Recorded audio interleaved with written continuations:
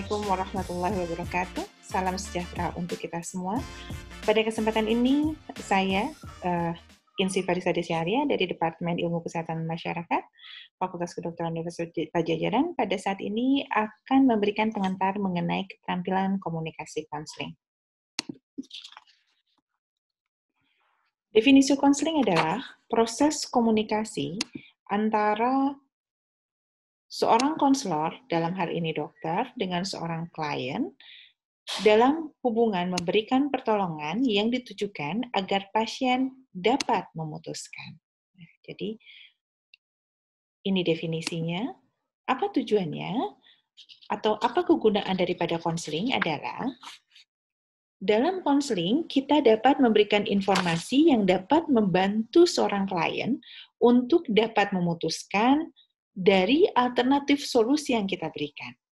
Dalam proses konseling juga, pada saat klien memutuskan, klien sadar akan keputusannya karena sudah mengetahui segala konsekuensinya. Yang sudah barang tentu, hal tersebut kita sudah informasikan di awal. Sehingga pada saat kita melakukan atau memberikan informasi dan memberikan beberapa alternatif solusi, kita sudah memberikan konsekuensi baik keuntungan maupun kerugiannya. Nah, hal ini tentunya akan mempermudah seseorang klien atau pasien untuk memutuskan permasalahan atau solusi yang akan diambil. Bagaimana dengan tekniknya? Sesungguhnya, teknik dalam konseling itu terdapat bermacam-macam teknik. Salah satu yang akan kita pelajari yaitu teknik BATE. BATE adalah singkatan dari background atau latar belakang dari permasalahan yang dirasakan, affection atau perasaan klien terhadap suatu penyakit, troubling atau sejauh mana permasalahan tersebut mengganggu klien, handling, bagaimana klien mengatasi masalah itu sebelum datang ke kita, dan E-nya adalah empati. Yang sudah barang tentu, empati ini kita lakukan di awal kita melakukan konseling. Bagaimana kita melakukan konseling tersebut? Terdapat beberapa konsep yang harus difahami saat kita melakukan konseling. Yang pertama ada respect. Menghargai siapapun klien kita yang bertemu dengan kita. Tidak melihat status sosial, tidak melihat usia, tidak melihat ras, tidak melihat gender, tapi kita menghargai apapun, siapapun yang datang pada kita. Yang kedua yang terpenting adalah listening. Seorang konselor harus mampu mendengarkan dengan aktif. Sudah barang tentu mereka atau klien akan merasakan dan mengetahui apabila seorang konselor melakukan mendengarkan secara aktif. Sehingga penting bagi seorang konselor untuk mempunyai keterampilan mendengarkan secara aktif. Yang ketiga adalah empati. Hal ini adalah suatu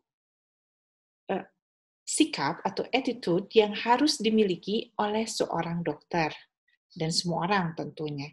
Bagaimana melakukan empati itu adalah bagaimana kita mencoba merasakan apa yang orang lain rasakan, ya, sehingga kita akan lebih memahami dan membuat seorang klien merasa dihargai pada akhirnya. Yang keempat, konsep yang keempat yang harus dimiliki ada support. Seorang konselor harus mampu memberikan dukungan atau motivasi kepada klien dengan cara meningkatkan rasa percaya diri klien tersebut. Dan konsep yang keempat, atau yang kelima, atau yang terakhir, ini adalah kita sebagai seorang konselor harus bisa memahami opini atau pendapat dari klien. Sehingga tidak menyalahkan, tidak menghakimi apa yang mereka ungkapkan. Nah, 5 inilah konsep-konsep yang harus dimiliki oleh seorang konselor. Respect, listening, empathy, support, dan understand client opinion.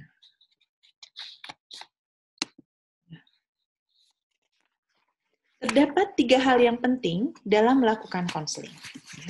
Pertama adalah verbal komunikasi. Usahakan pada saat kita melakukan komunikasi verbal, intonasi suara kita rendah.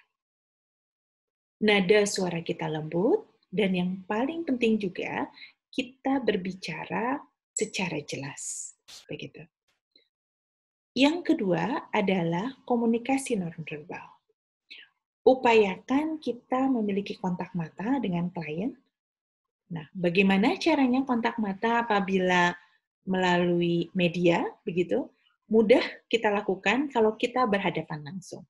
Tapi kalau kita melakukan konseling melalui media, cara hal yang mudah untuk kita lakukan eye contact adalah mata kita melihat kepada kamera pada media tersebut, sehingga bukan melihat gambar tetapi melihat kamera. Ya, dengan kita melihat kamera, klien kita di sana begitu akan merasakan bahwa kita melihat padanya, gitu ya. Jadi tidak melihat pada gambar. Seringkali kita terkecoh apabila kita melakukan atau berkomunikasi melalui media ya. Sebagai contoh, misalnya kita melakukan Zoom meeting atau misalnya Google Meet atau video call, usahakan kita lihat pada kameranya sehingga di sana biasanya terasa eye contact-nya oleh klien. Yang kedua adalah mendengarkan aktif. Hal ini sudah dijelaskan sebelumnya, begitu ya, bahwa mendengarkan secara aktif itu kita hadir di sana, kita memahami apa yang diungkapkan, begitu. Dan ini biasanya juga akan terlihat juga dari body language atau bahasa tubuh, gitu ya. Bahasa tubuh yang kita berikan jangan sampai membuat klien merasa tidak nyaman.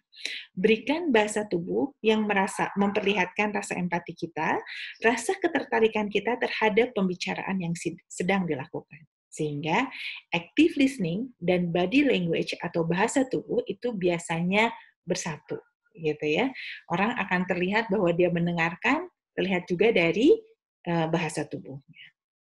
Yang ketiga adalah yang paling penting untuk dilakukan pada saat konseling adalah tadi kita menerima semua orang atau memperlakukan semua orang sebagai seorang manusia tanpa melihat warna kulit, status ekonomi, suku ataupun perbedaan agama.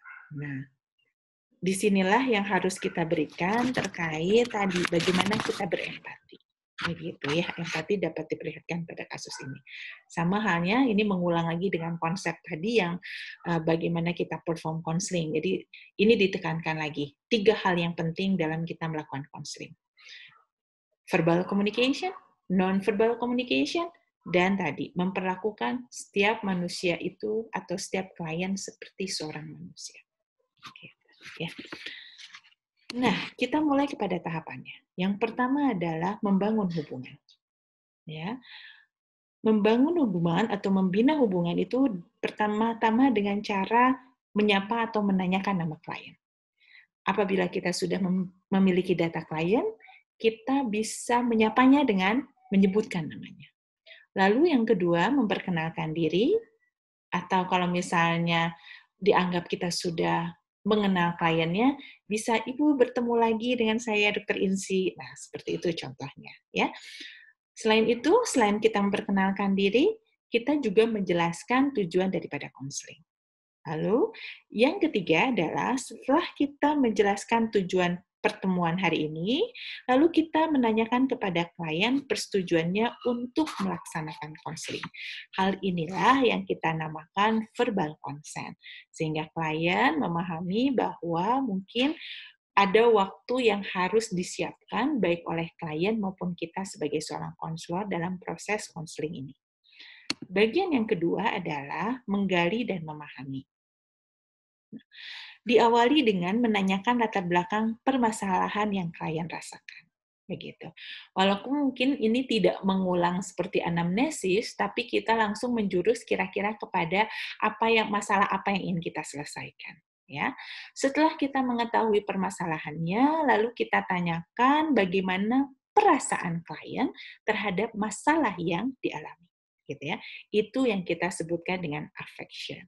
Lalu setelah kita mendengarkan apa yang klien rasakan, lalu kita mencoba untuk bertanya mengenai atau kita tangkap mengenai perasaan klien tersebut. Misalnya sebagai contoh begini, pas saat kita tanyakan, "Bagaimana perasaan Bapak sekarang?" Begitu ya. "Bagaimana perasaan Bapak sekarang?" Dia bilang, "Iya Dok, saya ini takut nanti, penyakit ini atau gejala ini jadi tambah parah. Saya masih punya anak kecil, nanti bisa menularkan." Nah, gitu. Nah, bagaimana kita menangkap statement tadi adalah kita bisa mengungkapkan bahwa Bapak khawatir ya bahwa penyakit ini bisa menularkan. Nah, itu. Jadi kekhawatiran inilah yang kita tangkap dari statement seorang bapak tadi yang dia takut bahwa penyakitnya menular kepada anaknya. Gitu ya. Lalu yang ketujuh adalah kita menanyakan masalah tersebut itu sejauh apa mengganggu dalam kehidupannya. Ya, sebagai contoh begini. Permasalahan tadi sejauh apa mengganggu kegiatan Bapak? Apakah hal tersebut mengganggu aktivitas Bapak sehari-hari atau Bapak masih bisa bekerja dengan kondisi tersebut? Nah, itulah yang kita tanyakan dari sisi troubling, ya. Lalu yang kedelapan adalah terakhir menanyakan apa yang sudah klien lakukan untuk mengatasi hal tersebut. Walaupun tidak harus langsung klien, tapi juga kita bisa menanyakan, apakah ada anggota keluarga yang lain tidak yang mencoba untuk menyelesaikan masalah yang klien rasakan tersebut. Ya, jadi di sini handling atau assess the client coping with his or her problem bukan hanya dari pasiennya, tapi juga dari keluarga pasien atau keluarga klien, siapa yang sudah membantu untuk mencoba mengatasi masalah tersebut sebelum datang ke kita. Begitu ya. Itu handling. Nah, inilah tahap-tahapan BATE tadi. Jadi mulai dari background, affection, ya, affection itu 2, kita menanyakan lalu kita menangkap perasaannya, troubling, kita menanyakan sejauh apa masalah tersebut mengganggu kehidupan sehari-hari, lalu yang kelima adalah kita menanyakan bagaimana atau apa yang sudah dilakukan oleh klien atau keluarganya untuk mengatasi masalah tersebut. Oke. Lalu kita masuk ke tahapan yang C atau diskusi secara rasional. Ya, setelah kita mengetahui permasalahan dan hal yang lainnya dari klien, kita melakukan diskusi. Kita memberikan informasi yang relevan atas apa yang dialami dan dirasakan oleh klien. Ataupun dilakukan masalah lingkungan yang berkaitan dengan klien. Ya, jadi kita bisa menginformasikan kira-kira dengan kondisi klien tersebut, ada faktor resiko mana yang bisa berpengaruh terhadap kondisi klien. Bisa melihat dari sisi pengetahuan, bisa melihat dari sisi persepsi, bisa melihat dari segi perilaku, atau misalnya lingkungan, yang semua hal tersebut berkaitan dengan penyakit atau masalah yang dialami oleh klien. Ya, setelah kita menjelaskan berbagai hal tersebut, baik penyakitnya misalnya, baik patofisiologi penyakitnya, atau misalnya faktor resiko yang mungkin terjadi, gitu. Setelah kita jelaskan itu, tentunya dengan bahasa yang difahami oleh klien, gitu. Lalu kita cek, apakah klien sudah memahami terkait apa yang kita informasikan? Nah, salah satu contoh kalimat mengecek atau menilai pemahaman klien contohnya begini. Oke, Ibu atau Bapak, setelah apa yang tadi saya informasikan, apakah Ibu atau Bapak paham? Boleh mungkin kiranya diulangi lagi apa yang tadi saya informasikan? Nah, itu salah satu contoh checking client understanding with his health problems, ya, dari informasi tadi yang kita berikan. Nah, lalu setelah itu kita berikan beberapa alternatif solusi, ya, dari permasalahan yang ada. Termasuk di sini kita menjelaskan terkait keuntungan dan kerugian dari alternatif solusi yang kita berikan tadi. Ini yang penting, yang ke-12 ini yang menjadi ciri khas daripada konseling. Setelah kita memberikan beberapa alternatif solusi tadi, kita tanyakan kepada klien, kira-kira dari alternatif solusi tersebut, mana yang akan klien pilih? Nah, ini menjadi hal penting, karena konseling tujuannya adalah untuk merubah perilaku dan dengan cara membuat klien memutuskan, sehingga klien merasa tahu kapasitas diri atau lingkungannya untuk melakukan perubahan tersebut. Sehingga di sini penting untuk klien memutuskan tadi. Ya. Nah, setelah selesai klien memutuskan dari salah satu alternatif solusi tadi, begitu, tujuan konseling sudah selesai untuk yang sesi ini. Begitu.